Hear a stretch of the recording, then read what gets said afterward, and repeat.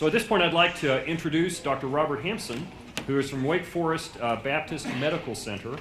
When I first met Dr. Hampson, I called him Speaker, Speaker to Lab Animals, which is a moniker I think he wears with pride in science fiction conventions and in fandom, because his expertise is in brain science.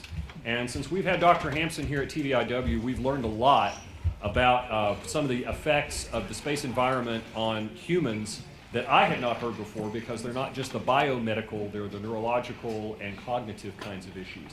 So at this point, I'd like to turn it over to Dr. Hampson and have him begin his talk. So very good.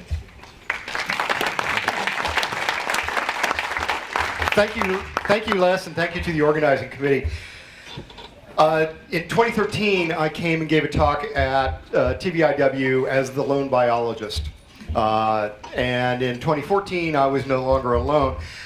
And I started looking at issues of the space environment and how it might affect the humans and the human brain.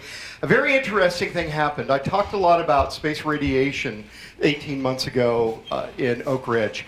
And I was asked if I would write up a portion of my talk for a JBIS article. Well, what happened was I went to a colleague of mine who has been working with me on a study of medical radiation on the brain. And she said, oh, well, one of our colleagues actually works with NASA and has NASA funding at a private university to study space radiation effects on joints and cartilage. So I went to him and I started discussing some of the ideas, and he said, you really need to go to the NASA Human Research Program Investigators Workshop that's held every year in January down in Galveston. So in 2015, I went to the workshop, and as somebody who is total outsider, totally new to the program, the grant review program managers latched onto me and says, oh, we've got somebody who's actually got a grant submitted to NASA that we can get to review. So I've now reviewed a couple of cycles for NASA and for the National Space Biomedical Research Institute, and I'm also considering an application of my own for a research project. But I'd like to say that I owe that to TVIW. This is one of the spin-offs. I have said, and Les has endorsed the concept, our heads may be in the stars, but our feet are firmly planted on the ground right now. So what I thought I would do this year is to talk a little bit about human health in space. Space is a hostile environment, and there are so many unknowns in terms of being able to have humans operating, functioning, working, living, procreating, and colonizing space, that we really don't know what is going to take this forward. How are we going to resolve these problems? So what's being done now is very, very limited. There's animal experiments that were run on the shuttle. These were mostly mice, rats, rabbits, and I believe there was at least one shipment of squirrel monkeys that was tested in the Space Lab module of the shuttle. And mostly what's going on in the ISS right now are plants, microbiomes, microorganisms, and insects, and tissue culture. Very, very little is being done with animals to determine what is the effect of the space environment on mammals, on primates, on humans. Well, actually, the human research is almost exclusively being done on the ISS because you can't really duplicate these conditions on the ground. Sorry, dry throat. There is some possibility of doing microbiology and tissue culture type experiments at CubeSats and in ISS experiments, but consider that the crew resupply, the crew changeover, is only happening every 6 months or so. So anything that's going up to the ISS is going to have to stay there. And yet a lot of the experiments that you might want to do are shorter term. You might want only a month. Sorry about that. You may wish only a month's worth of data. You probably don't want to send the supplies to keep an animal on the ISS. It may be the size of a 6-bedroom house, but it's only got 1 bathroom.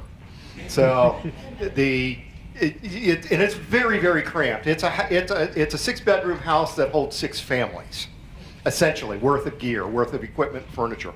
There are ground-based analogs in terms of being able to do a few of the experiments similar to a situation on the out in space.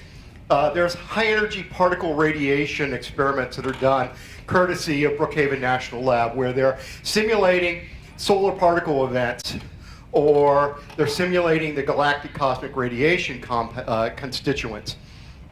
There's coming online this fall is a galactic cosmic ray simulator at BNL. What that essentially is the particle accelerator at Brookhaven will generate iron ions, what are called HZEs, high Z, meaning the charge valence, and energy. So high energy particles, iron that's been stripped of all of its electrons. So now you have a 26 positive charged iron molecule, accelerated to 600 mega electron volts. That's part of the constituents of galactic cosmic rays: silicon, oxygen, titanium, carbon, and of course helium and protons, which are also able to be generated with the idea that you expose a rat, you expose a mouse to a mixture of the radiation, and that becomes a lot closer analog to a space environment than what you would have for a human who's just been exposed to chest x-rays and MRIs and CT scans, or maybe even the cancer therapies that got me started in this work. There's also some studies being done to look at the problems of reduced gravity environments, one of which is to take rats and mice and lift their tails so that now their hind limbs don't carry any weight. And you get a lot of fluid shift to the head, which is very similar to what we see on orbit. But it's not a really good model. It's not the same as actually having experiments and in space. And you can't do that with a human on the ground. You can put them in a bed and extend bed rest and put them on a head down tilt so that they're like this. And that's being used for some simulation, but it's still limited because it's not orbit.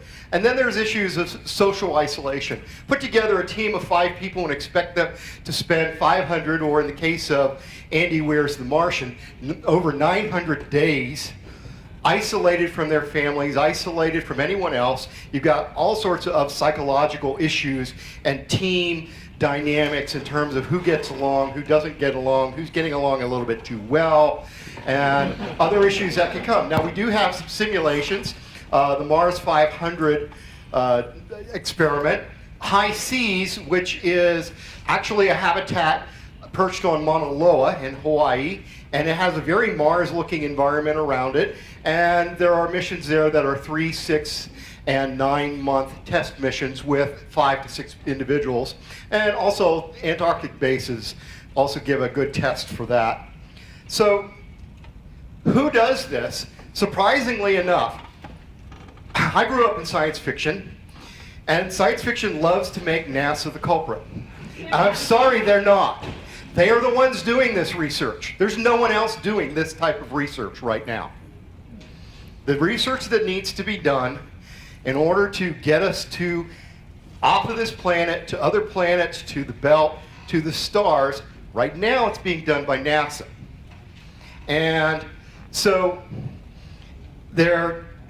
we can argue as much as we want to about whether it's enough, whether it's the right type of research or anything else, but they're the ones that are doing this right now. So this is my update for bringing us to what is actually being done. Now, the Inspector General report came out in October of last year and identified a number of issues with NASA's research program.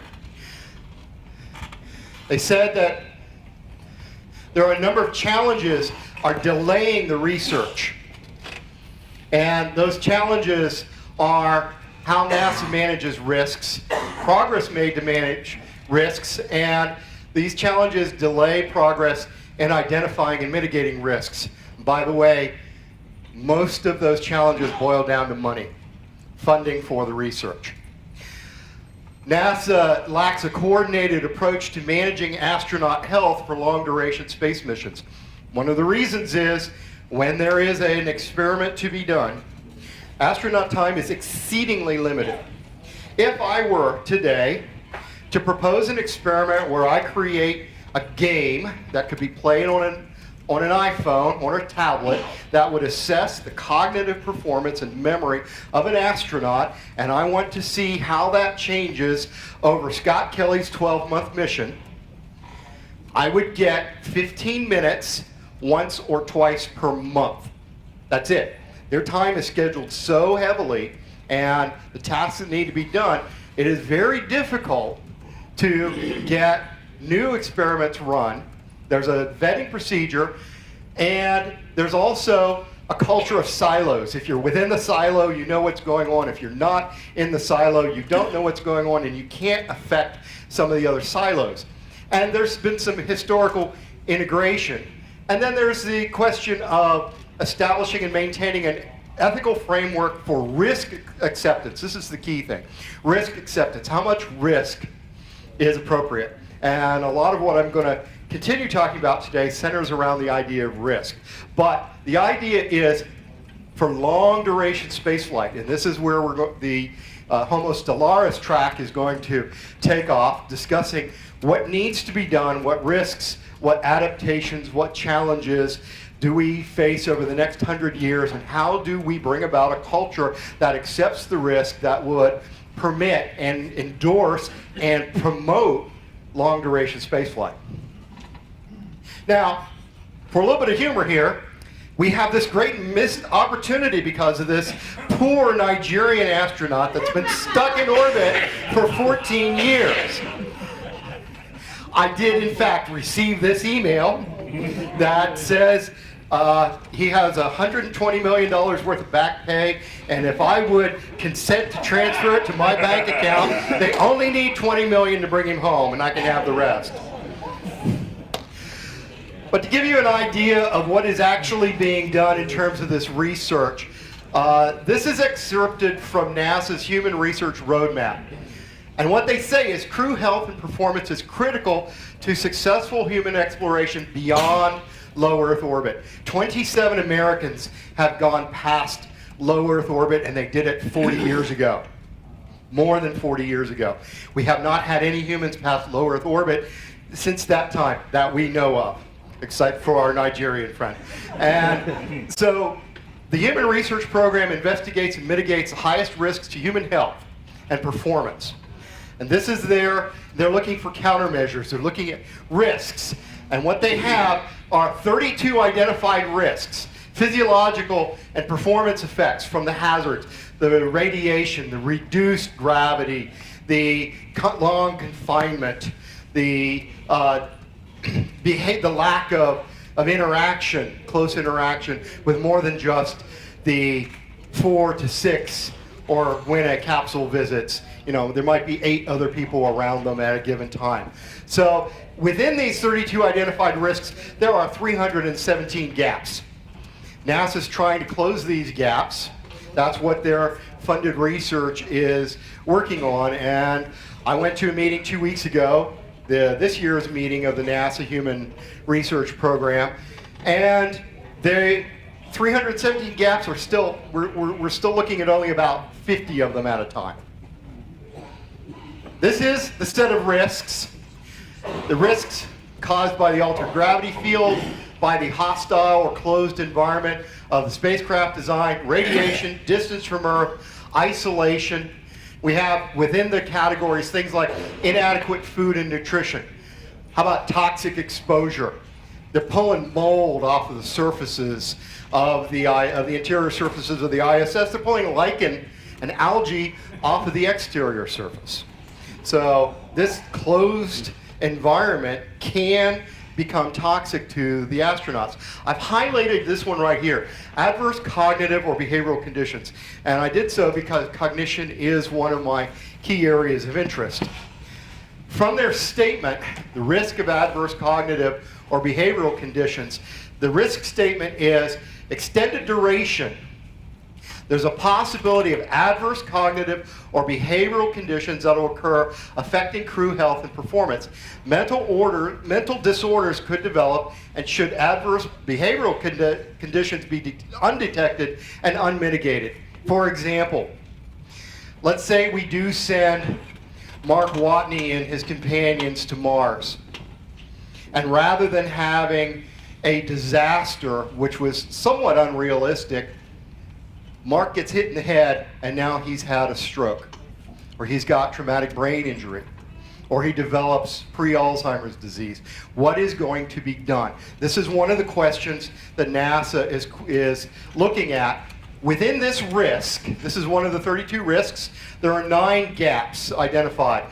Gaps associated with exploration class missions, which is go to Mars, spend 3 months on the surface, 6 months on the surface, and come back, spend 18 months at it. Or autonomous, long-distance, long-duration missions. If we're going to send somebody to the outer solar system, if we're going to go to a Jovian moon, if we're going to do asteroid mining, that's a long distance. So we have the gaps, countermeasures, measures to monitor behavioral health and performance, treatments for adverse conditions, how do personal relations, interactions, friends, family, colleagues, what happens when the astronaut gets a call that says your wife has cancer? That has happened. And of course, there's the question of how in the world do you tell the astronaut your wife has cancer? The kitten's up on the roof and your wife climbed up to get the kitten.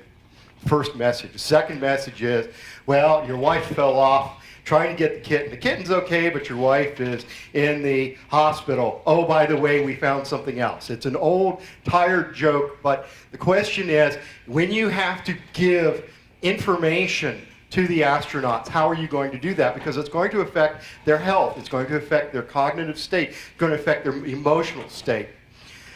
Autonomous missions. These are missions in which you can't come back.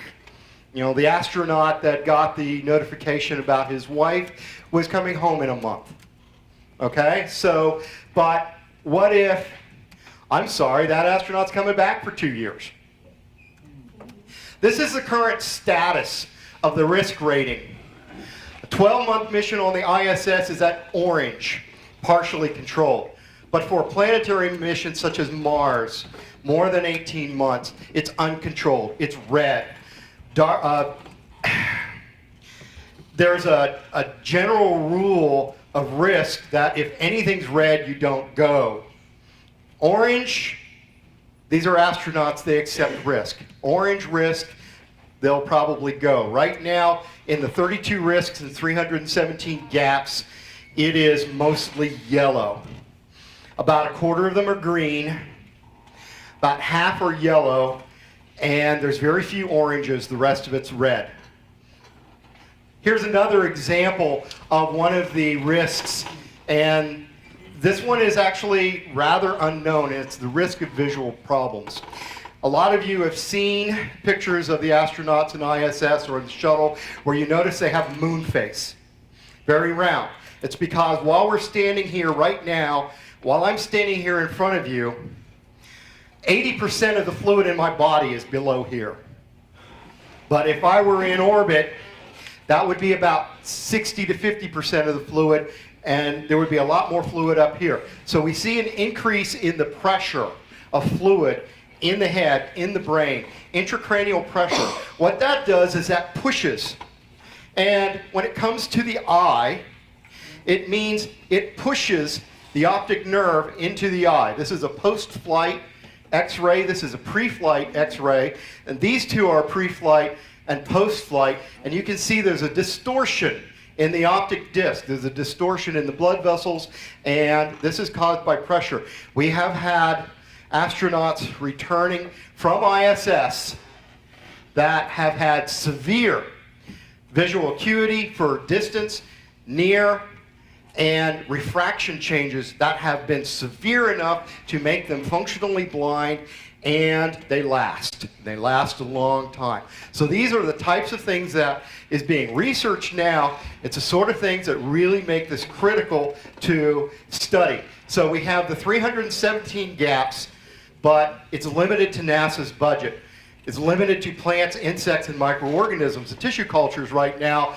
And even in the ground-based analogs, a lot of it's limited to rats and mice. There's not enough room, there's not enough astronaut time, there's not enough lift. What do? We get involved. We write, we vote, we find new analogs, we support efforts like this one, and we communicate it out to the public. Because we've still got a long way to get from this to this. Thank you. And by all means, join us in the Homo Stellaris track, where we will be talking about what does it take over the next 100 years to get our public to accept, endorse, and even promote our efforts. We do have time for a couple of questions, so the runners will take the mic. Greg's got one down here. To Greg. Yeah. I was on Dan Golden's kitchen cabinet through the 1990s. He was the director of NASA, and I asked him, why does NASA never do a centrifugal gravity experiment in low Earth orbit?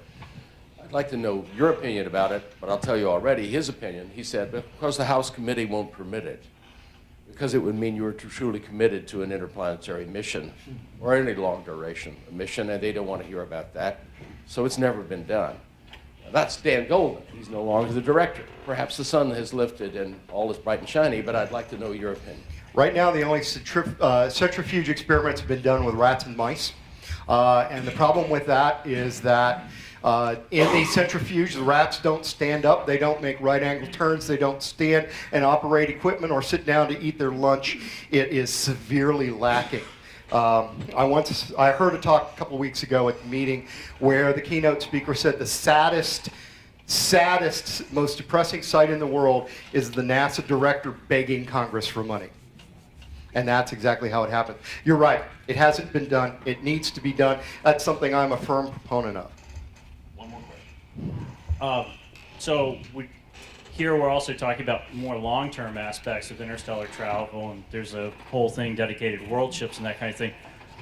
One of the things that I noticed that doesn't seem to be up there is if you're going to cram a whole bunch of people into a relatively small environment, even as clean as we can make the people, you're still going to have disease that crops up in that population, infectious diseases and that kind of thing. And that's something that, going forward, we're really going to have to think about if you're going to put a bunch of people into space. It seems like everything right now is kind of concentrated on short duration, 1 to small teams of astronauts, as opposed to, of a larger crew. A very simple reason for that is NASA says that's not our mission. Our mission is exploration with small crews. Their mission is not colonization. Their mission is not extremely long duration, high population. So it's not even on it's not on their radar because they can't get there. They've got too much else to do before they can get to that point. They don't have the funding. They don't have the institutional mission to go to that level. But it is extremely important. You are correct. We as a species need to get out there so that we can answer these questions. And I think that's the best way to put it. Awesome, thank you.